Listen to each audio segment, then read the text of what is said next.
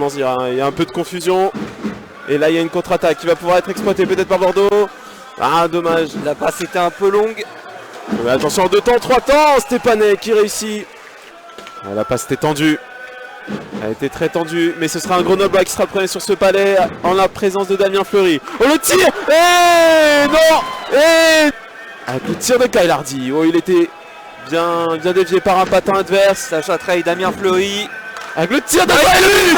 Et voilà cette fois ce but de la part de Sacha Trey qui vient ouvrir le score en pointe sud. 5 minutes 30 à faire dans cette première période et Grenoble qui passe devant après avoir été déjà alerté il y a quelques secondes par Nicolas Deschamps.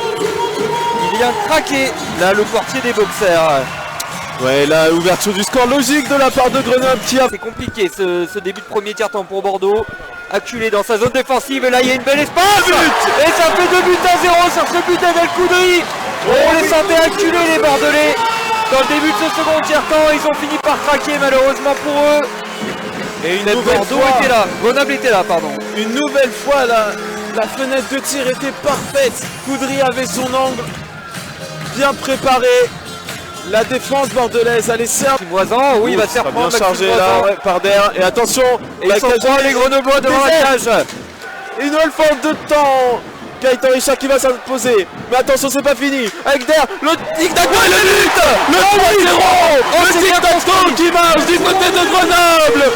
Et le but, c'est la finition exemplaire de Joël Champagne qui vient montrer la voie.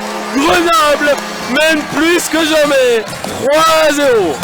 Extrêmement bien construit là ce but en faisant mine de mettre une frappe directement depuis la bleue en s'avançant un peu. Aurélien Der qui se décale sur le côté gauche de la cage.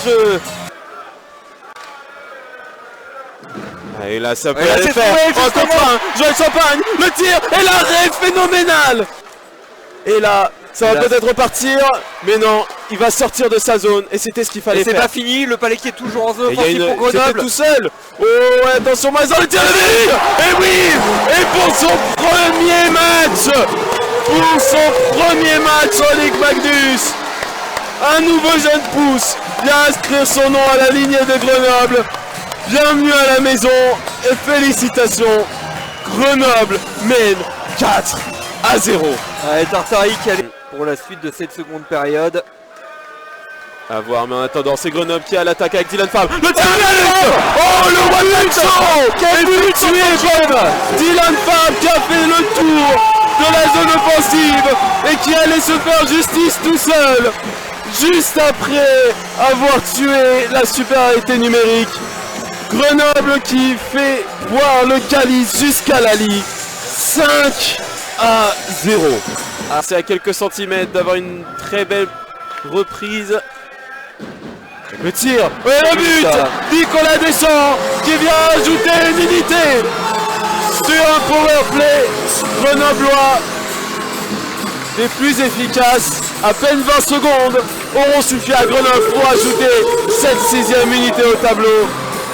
Et ouais, c'est dur de voir pour Hardy. Hardy pour Deschamps.